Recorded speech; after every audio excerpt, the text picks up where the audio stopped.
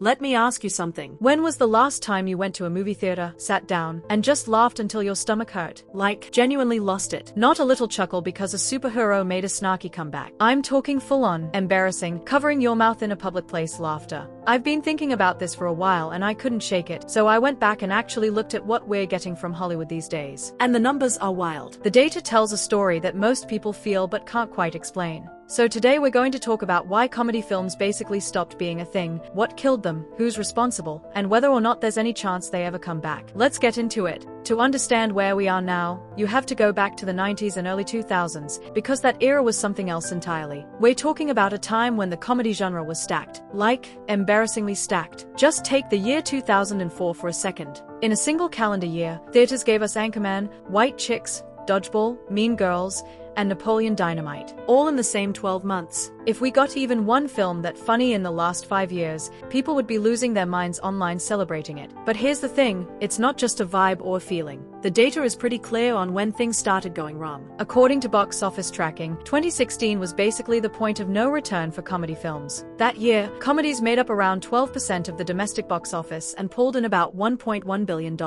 Just 1 year later, their share dropped to around 7%, with revenue falling to roughly $790 million. That is reportedly the single biggest one-year collapse the genre has ever seen. And it only got worse from there. By 2022, the entire comedy genre reportedly grossed about $259 million for the whole year. To put that in perspective, The Hangover alone made more than that in 2009. So what happened? Let me break it down. Hollywood lost its willingness to be weird. One of the things I genuinely loved about older comedy films was that they were completely unafraid to be stupid. And I mean that as the highest compliment. There's a real skill to committing to a dumb premise and making it work. Think about Ace Ventura, Pet Detective, a private investigator who only works with animals. He speaks almost entirely in one-liners and at one point literally crawls out of a rhino. That is a completely insane concept. And it worked because Jim Carrey just went for it, fully, completely, no hesitation. Or The Hangover. At its core, it's just a bachelor party gone wrong. That's the setup. But then the movie turns it into a full mystery involving a missing groom, a stolen police car, a baby in a closet, Mike Tyson's tiger, and a mob boss named Mr. Chow. Each new reveal is more ridiculous than the last. And because the movie tells you early on that anything can happen, you just go with it. Anchorman did something similar. It's technically set in the 1970s news industry, but the film treats ego battles between news anchors like they are actual warfare, complete with weapons, horses, and someone casually catching fire and then returning to work like nothing happened. The amount of quotable lines in that movie is genuinely unprecedented. People still quote it today like it came out last year. Now compare that to what we're mostly getting today. Movies like Vacation Friends 2, a generic sequel with a recycled concept. Or The Man from Toronto, another buddy comedy that felt like it was designed specifically for people to put on in the background while doing laundry. Honestly, no shade to the actors, but the material just isn't there. And here's what I think is interesting. The rare modern comedy that actually commits to a weird premise still gets attention. Cocaine Bear, for example. A bear eats cocaine that fell out of a drug smuggling plane and then attacks hikers. That is exactly the kind of stupid, go-for-it energy that made older comedies work. The movie itself was just alright, but I respect that someone greenlit it. We need more of that energy. The funniest people stopped making movies. Here's something that I think is genuinely underrated as a reason for the decline. The actual comedians who would have been making these films aren't in Hollywood anymore. They are podcasting. Before podcasts became what they are now, comedians had a pretty clear path. You either got on Saturday Night Live, landed a TV sitcom,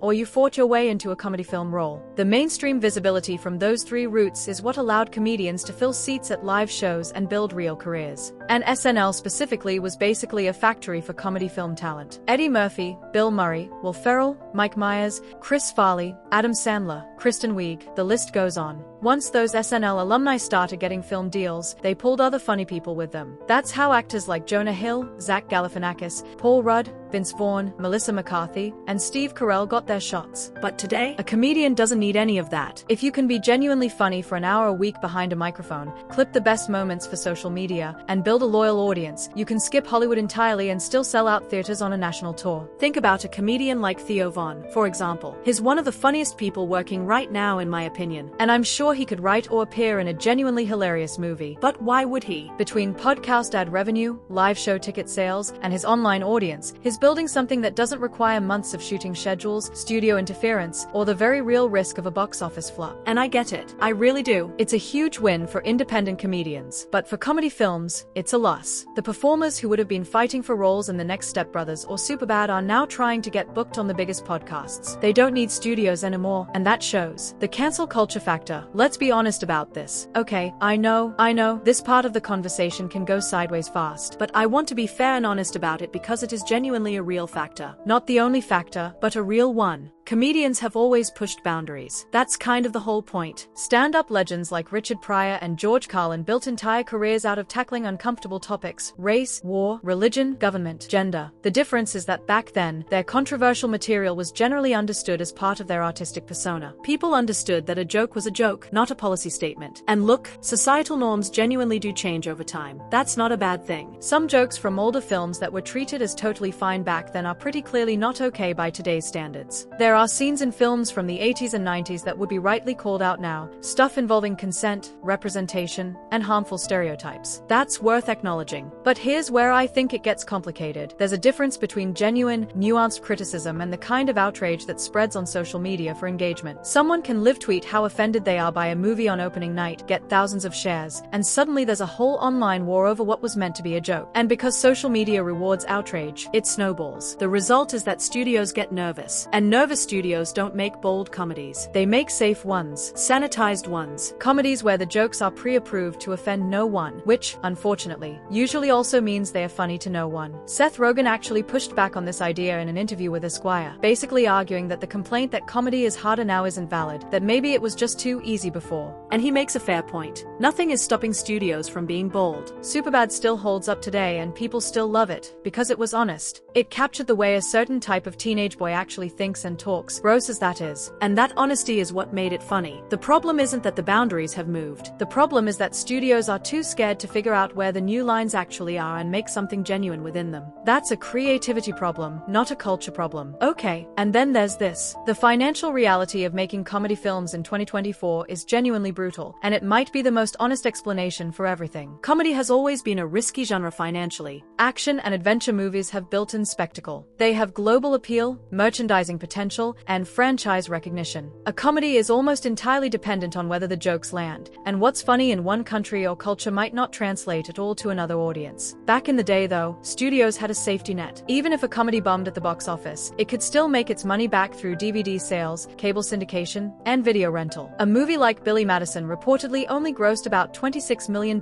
in theaters, but once it hit blockbuster shelves and started airing on Comedy Central every other weekend, it became a cultural staple. That secondary market gave studios the confidence to take risks on mid-budget comedies. That safety net is basically gone now. Physical media sales have collapsed. Rentals are almost extinct. And while streaming might look like a replacement, it really isn't, at least not economically. Once a film drops on Netflix or Hulu, the studio gets its licensing fee and that's it. There's no long tail. No years of DVD sales trickling in. No late-night TV reruns keeping the movie in the cultural conversation. Director and producer Judd Apatow has talked about this shift, noting that after the last writer's strike, it really felt like studios simply stopped developing films the way they used to. The infrastructure of script development, the teams giving notes, the long collaborative process, a lot of that has been quietly dismantled. Now every comedy has to either crush it in theaters or immediately perform on streaming, or it's considered a loss. And here's the cold math of it. Studios look at that risk and compare it to a superhero movie that already has a built-in global fan base, franchise potential, and billions in merchandise. The comparison isn't even close. Comedy films just can't compete on those terms. My honest take? I think all four of these reasons are real, but the money one is probably the most honest explanation for why the genre collapsed so fast. The creativity problem, the podcast shift, the cancel culture anxiety, those are all contributing factors. But studios are businesses. If there was reliable money in bold, weird, boundary-pushing comedy films, they'd be making them. What bothers me more is what we've lost culturally. Nobody is quoting a podcast episode 15 years later the way people still quote Anchorman or Step Brothers. Those films created shared moments, phrases that became part of the language, references that still land at parties with people who haven't talked in years. And here's something I keep coming back to. We actually need comedy right now, maybe more than we have in a long time. The last decade has been genuinely heavy, politically divided, economically stressful, with everyone doom scrolling through an infinite feed of bad news. If there was ever a moment when people needed to collectively sit in a dark room and just laugh at something completely stupid, it's this one. The fact that Hollywood basically abandoned the genre at exactly this moment feels like a massive missed opportunity. There's a real appetite for it. You can see it in how much people celebrate the rare comedy that actually commits. Even Cocaine Bear got attention just because it had the audacity to try. So am I optimistic? Honestly, a little. Because the audience is still there. The hunger is real. And eventually, some studio or streaming platform is going to figure out that there's money in being genuinely funny, not safely funny, not algorithmically optimized funny, but actually, embarrassingly, laugh until your stomach hurts funny. When that happens, it's going to feel like a breath of fresh air. And I think it'll remind everyone why the genre mattered in the first place. At the end of the day, comedy films died for a bunch of reasons that all kind of fed into each other. The financial models that used to support them disappeared. The funniest people found better deals elsewhere. Studios got scared of the internet. And the whole machine just quietly ground to a halt. But I don't think it's permanent. Genres evolve. Audiences shift. And there's something almost poetic about the fact that in an era where everyone is angry online and exhausted all the time, the one genre built specifically to make you forget all of that is basically missing in action. That gap doesn't go away. If anything, it gets bigger. And eventually, someone is going to fill it. So, what do you think? Is there a comedy film from the last few years that you think actually held up? Drop it in the comments, because I'm genuinely curious. And if you want more videos breaking down what Hollywood is getting right and wrong, subscribe, because we're just getting started.